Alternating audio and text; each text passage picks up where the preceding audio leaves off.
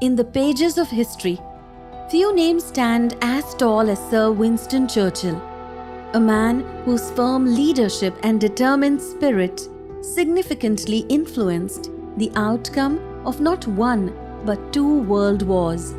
Let's imbibe some pearls of wisdom from him. In 1914, when war broke out, Churchill held the position of First Law of the Admiralty. In the darkest hours of World War I, when the world was in turmoil, Churchill's powerful words echoed through the corridors of the House of Commons. "We shall fight on the beaches. We shall fight on the landing grounds. We shall fight in the fields and in the streets. We shall fight in the hills. We shall never surrender." In 1915, he was involved in the planning of a military landing on Gallipoli, and he helped orchestrate the disastrous Dardanelles naval campaign, both of which saw tragic losses. After the failure of these campaigns, Churchill was demoted and he resigned from government. He became an officer in the army and served on the Western Front until early 1916. On September 3, 1939, Britain declared war on Germany following the outbreak of the Second World War. The entire country was in distress. And at this time, Winston Churchill became Britain's Prime Minister. As he was later to write, "I felt that all my past life had been but a preparation for this hour and for this trial."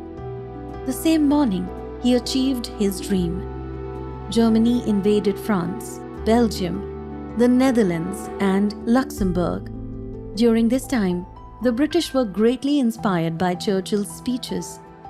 The majority of conservative MPs did not believe Churchill was a qualified Prime Minister, which is mainly why his speeches were not received well. But he fought the forces of chaos and tyranny with unwavering determination. He gave hope for triumph and perseverance. And when the world plunged into the darkness of World War II, Churchill's leadership shone like a beacon of hope. He said, "We are all worms, but I believe that I am a glowworm." Soon, Hitler launched his sudden attack on the Soviet Union, and Churchill responded unequivocally.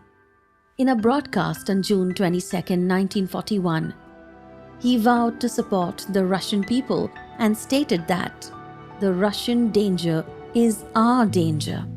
Henceforth, he worked on building a grand alliance, incorporating the Soviet Union and the United States.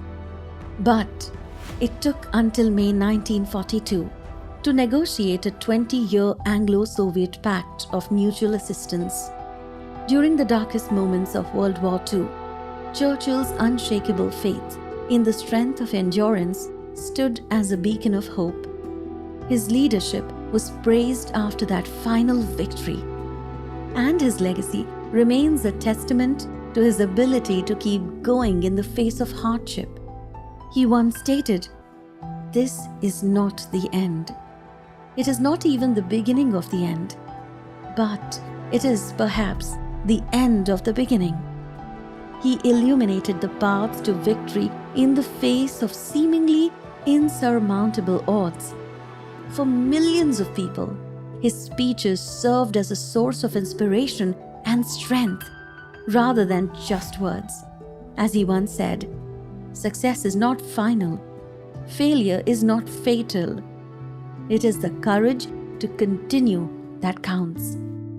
After the victory, in a speech to the people, he declared, "God bless you all. This is your victory." The crowd roared back, "No, it is yours." For Churchill, nothing would match his wartime triumphs. Indeed, Churchill's role in both World War I and World War II shows us the power of the human spirit's ability to triumph over adversity, to find courage in the face of fear, and to lead with unwavering resolve. Churchill was once again appointed Prime Minister in 1951, a position he held until his resignation on April 5, 1955. He is widely considered one of the 20th century's most significant figures.